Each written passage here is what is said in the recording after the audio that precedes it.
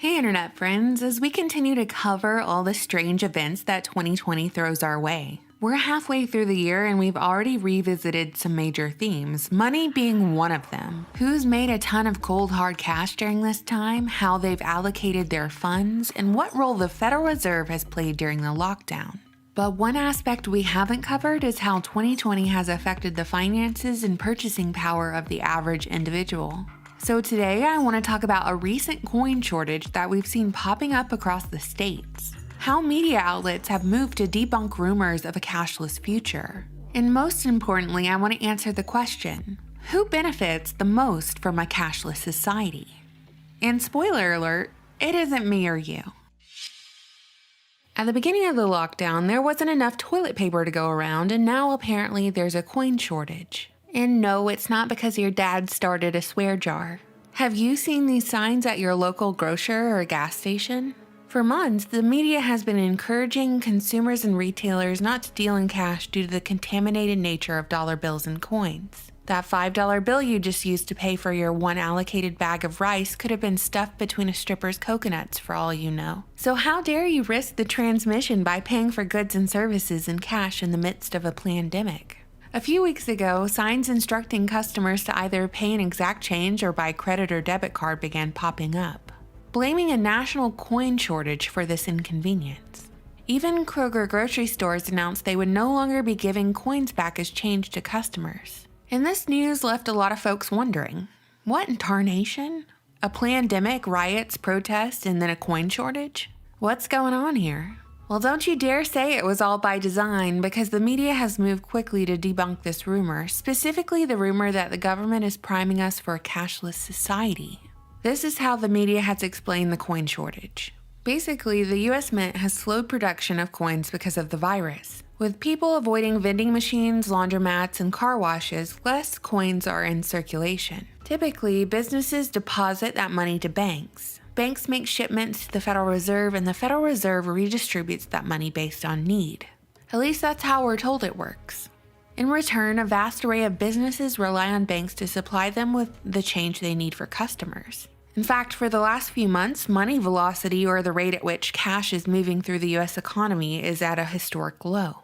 Now, as recently as this week, bankers, retailers, and even the US Mint are asking people around the nation to empty their coin jars to help restore the supply of spare change in the economy. The situation is getting a little hairy because banks have not been able to keep a minimum supply of cash on hand for customers. So let's say you wanted to go withdraw a large sum of cash for reasons that are absolutely no one else's business besides your own. Right now, would banks have enough money on hand to pay out what they owe you? How long would it take that money to come in? And what if an event took place that drove a lot of people to go withdraw a large sum of money at once?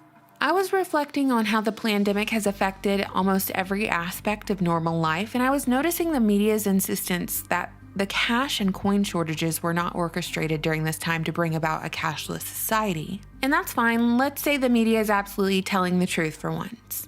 Can we still entertain the question, what if the shortages really were orchestrated? What would that mean? What does it mean to live in a cashless society? We can define a cashless society by describing a society in which purchases of goods or services are made by credit card or electronic funds transfers rather than with cash. You see, back in the olden days, goods were exchanged through a barter system. Then the concept of physical currency was established, one in which we could put into action for buying services, selling goods, and meeting our immediate wants and needs. For a while there, currency was backed in actual tangible assets. But now the US dollar is backed in absolutely nothing except its reputation and our confidence to exchange it for goods and services. Our monetary system is ran by the Federal Reserve Central Bank, which is not even a federal institution, nor do its members have any loyalty to the United States.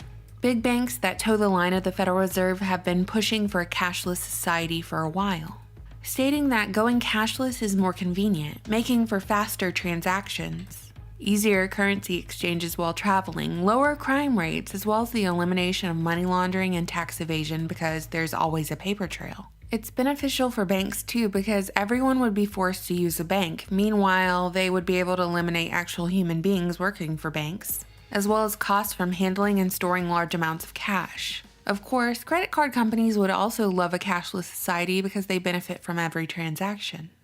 But I see something different when I picture a cashless future. I see a fully traceable system that exclusively benefits governments and banking systems worldwide. Things as innocuous and simple as paying some teenager to cut the grass or leaving a tip at a restaurant or giving a few bucks to a friend is a traceable and taxable transaction. In a cashless future, banking institutions and government have full control over the flow of your funds. Because guess what? You have nothing tangible to hold.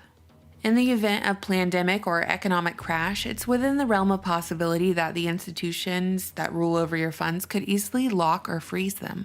Because again, you have no control. Let's take it a step further and say you have dissident opinions that the government catches wind of, or you refuse something like a vaccination, or you didn't pay enough taxes. How long till your assets are frozen in the click of a button? Boop, delete that, you're poor.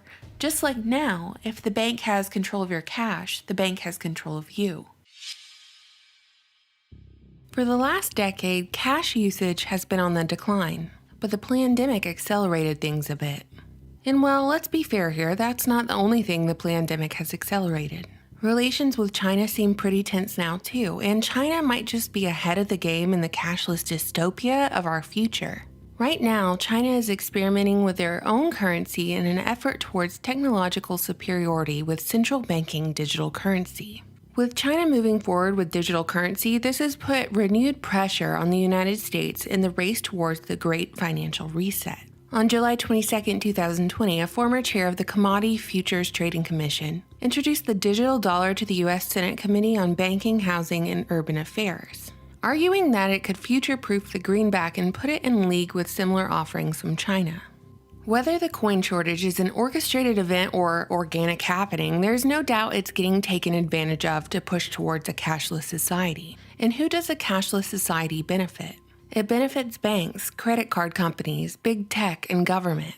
I know I harp on billionaires and the Federal Reserve a lot on this channel, but when it comes down to the average individual, I am by no means anti-money. Like I told you before, I'm just a realist.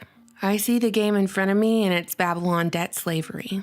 A system that seeks to enslave anyone and everyone through usury, wage slavery, and monetary control. The endless hamster wheel.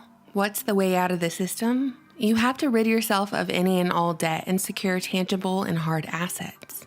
So how do you do that? Well, you either need to be born rich or have parents with enough foresight to teach you the reality of this world so you never end up on the hamster wheel.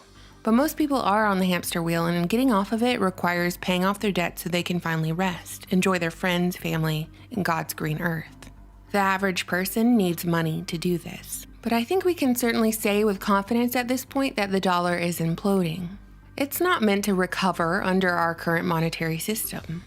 Sure, maybe it will stagnate for a while and the implosion will be slow, but right now, we're witnessing gold and crypto surge as the pandemic drags on with no end in sight, and US-China tensions heat up. So it'll be interesting to see how the Great Financial Reset plays out.